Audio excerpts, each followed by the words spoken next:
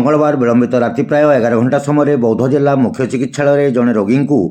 Doctor दुर्व्यवहार करने सहित आक्रमण उद्यम कर अभियोग होती। ता सहित रोगी प्रेस्क्रिप्शन फाड़ी देइथिबा डाक्तखाना दायित्व एडीएम निकट में रोगी संपर्क अभियोग कर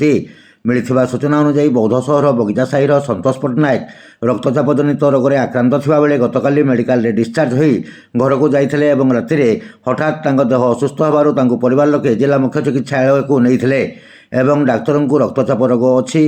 बोध हुए रक्तचाप बढ़ी जाइछि टिके देखि दियंतु कहबारु रातिरे ड्यूटी थिबा डाक्टर शुभम चौधरी तांको रातिरे रक्तचाप देखा जाए नाही बोली कहबा सहित चिकित्सा करबा को मना कर देथिले एवं रोगी प्रेस्क्रिप्शन को मध्य फाड़ी देई फिंगी देथिले। रोगी झियो एवं स्त्री यार प्रतिवाद करबारु डाक्तर निज चौकी रागरे उठी जाई तांको माड मारिबा को हाथ उठैथिले बोली रोगी झियो अभियोग करिसंती। मेडिकल बाहरी जीवा को कहबा सहित सुरक्षाकर्मी को लगै तांको बाहर को बाहर कर देइथबा अभियोग होइछि। राति आगुर देह टिके बापा खराब थिला काली बेड डिस्चार्ज होगी गलु से दुर्बल लगला तो बांती बुंता कले मुंड मुंडी बुलेले जंती आज आनी मेडिकल को आनला बेल को माने आगर बीपी थिला तो आमे आसिक वेट कलु से डॉक्टर आ जने पेशेंट को बीपी मापुला तो आमे जंती आमर ये प्रेस्क्रिप्शन टा लिखिक देनु सर आगर बीपी हाई थिला हेथि लगी मुंड काले बुलत टिके सर बीपी टिके मापी दउन कहलु जेंती कहि देनु से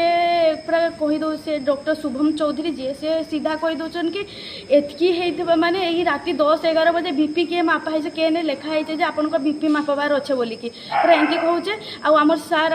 जे आमर प्रेस्क्रिप्शन टा को चिरी के आज्ञा फिकी देले तापरे आमे झियो माने आसीथुनु बोली कि मो बापा संगे आमे 3-4 जन लेडीज आसीथुनु बोली कि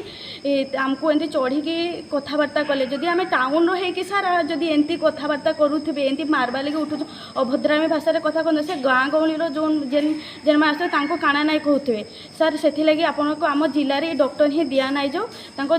ई मेडिकल के तांको मेडिकल ही डॉक्टर दिया नाइ से माने जदि आज्ञा नाइट ड्यूटी रे जदि चिड़चिड़ होचन तो मेडिकल ड्यूटी काहे लगे से माने करबे।